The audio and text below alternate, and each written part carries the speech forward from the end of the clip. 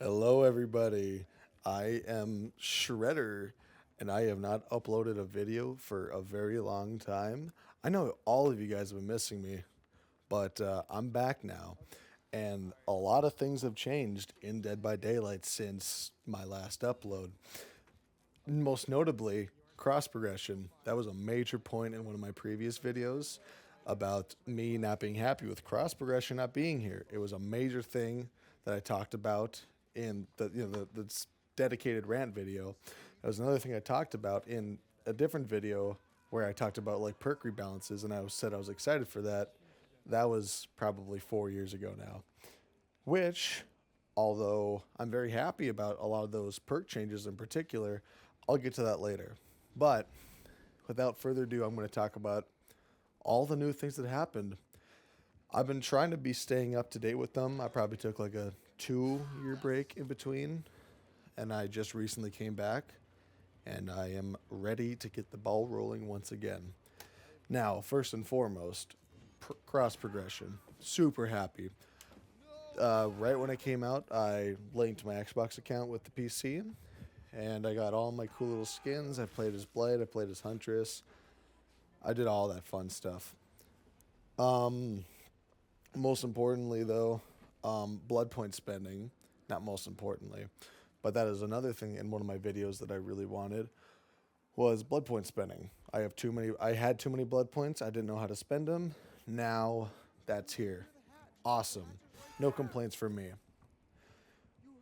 Only gripe I have with the blood point spending right now would probably be the fact that it prioritizes like the cheapest add-ons, the cheapest offerings. I wish there would be a way you could choose if you want it to prioritize the best or the worst or random. That way, if you want more iridescent add-ons, you can just get more. Now that obviously they probably wouldn't do that because then that would render the actual blood point system worthless of just manually doing it yourself. And I say that that is if you want to be able to know exactly what it is you're getting. Like when I play as Doctor, there's that one specific add-on that reduces the delay of the shock charge when you use it. I forget what it's called. It's like disruption or disorients or something. But there's gonna be multiple purples in the blood web, and Auto choose would just prioritize them, but then they'd get like taken over by the entity or whatever, so you can't get all of them. Manually doing it guarantees that you get the one you want every time, but there's still an incentive to manually do it, although not as much if they implement that. We could probably get back to that later if I remember. Meta change. When I released that video, when the perks came out, that was a massive meta change. For the better, I'm not quite sure. I'm not going to go through every perk like I did in that one video, but I am going to do most notably what was the 3 gen meta or the gen kick meta, where they reworked Pop Goes the Weasel, they reworked Call of Brine, they reworked Overcharge, and they all synergize with each other so well. People just 3 gen kick, immediately regress all progress they had. And on top of that, they had killers as well, such as Skull Merchant and Knight, who were the kings and queen of 3 genning. They were able to hold a 3 gen so well, and on top of that, those new perks that got reworked, they were able to maintain that gen kick meta, and it was horrible, even as a killer myself. And I didn't even want to play Survivor during that time. It was so miserable for them. My condolences go out to whoever played during that period of time. It's truly tragic. And that's when they introduced the gen kick limit. I probably have only seen that like once or twice since that came out.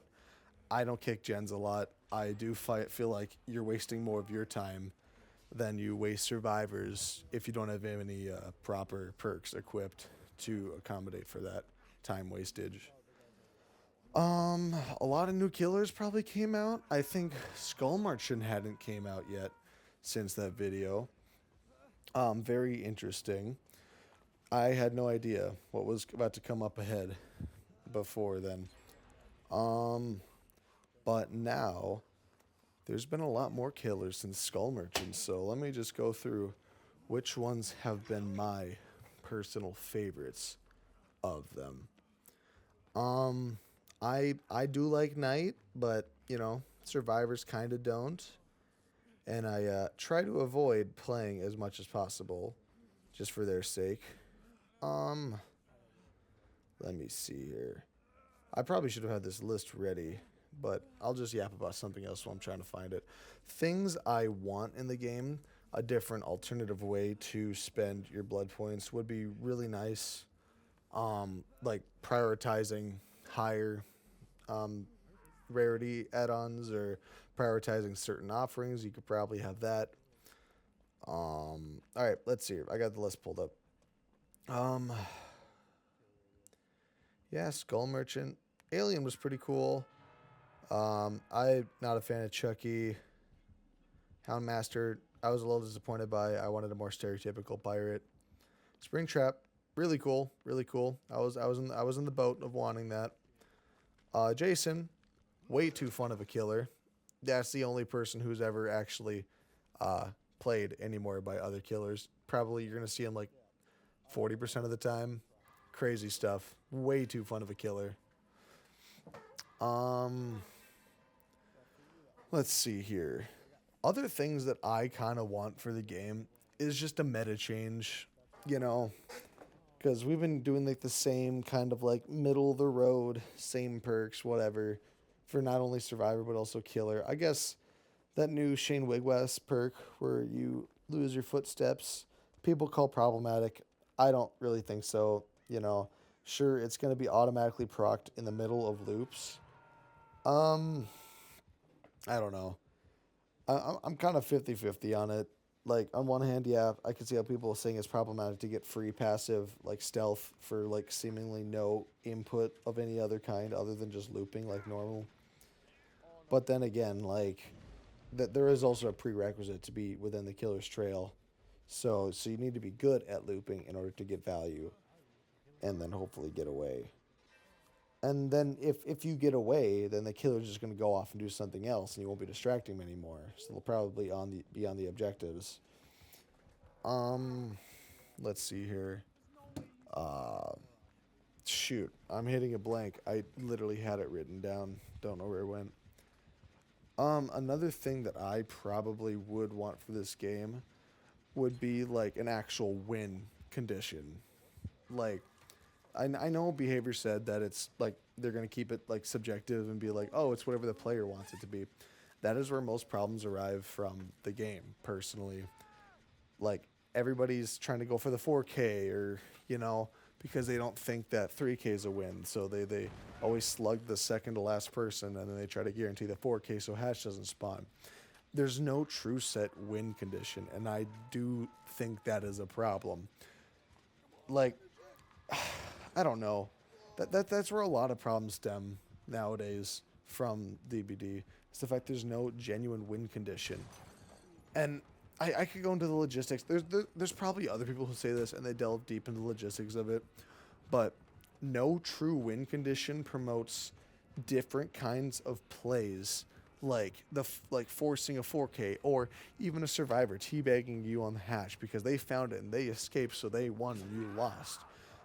Like that, and then people get mad because they think the hatch is an actual win, which is so stupid. It's not. I don't understand why people think that. Like it's like a little like throwing you a bone kind of thing. I don't know. Um. Oh, what else has changed since then? Yeah, I already went over the blood point. Yeah, I'm just gonna go back to cross progression. That was amazing. I was so happy when I heard it got announced. Unbelievably happy, without a doubt. Cross progression is why I got back into the game. Like probably 4 years. Yeah. Whenever it came out, like 3 years ago, I think it was. I can't remember for sure. Um, but yeah, no, I 100% without a doubt played the game for a very long time, grinded it out during all the anniversary events, got a bunch of blood points, and right now, currently, I have every killer Prestige 3. I have every killer Prestige 3. All my mains, such as Doctor, Pinhead. I would like to main the Dredge, but I mean, kind of a bad killer. Not gonna lie. Um, I do like the Wraith. Oh, and I love Leatherface. Leatherface is probably my most played killer since the Black Banquet anniversary. I could do an entire video ranting about the Black Banquet anniversary, but that'd just be one in a million. Yeah. So now that I have all of the Killer's Prestige 3, that allows me to do more like challenges and stuff, which was the whole point of me doing that, and I've never gotten to that. So let me kind of go through some of the things I had in mind. I could probably do streaks in which I could probably do like a perk roulette kind of thing, super original, I know. Or I could do a thing where I could have a streak where I start off with nothing, and every 3K I get either a random perk, random add on a random killer of my choice or not. And then I could just see how long I could go for that. Then to the point where if I get 10 wins in a row, then I could just have a normal loadout and it's just a normal streak with random killers. I think that'd be pretty fun. Um, yeah, no, I just think there'll be a lot of streak attempts. One thing that I don't want to do is promote unhealthy playstyles. So if there's unwarranted tunneling for me to guarantee those streaks, I'll probably try to avoid that. But depending on the quality of my build, that those types of playstyles will vary. Let's see here. That yeah, I do think that's pretty much it. Not gonna lie. Um, yeah, that's probably all that I really want to do with the channel. You will see more uploads. I'm gonna dress all goofy like, like you see in that video. I got a sleepy snoozer outfit. That's pretty cool. Pretty cool stuff. I'm got my wear some stuff here and there. Do some streaming, have some fun, do some challenges, do some streaks. Yeah, that's sounds pretty fun, and I might just go do that. So I will see you guys in the next video. Take care.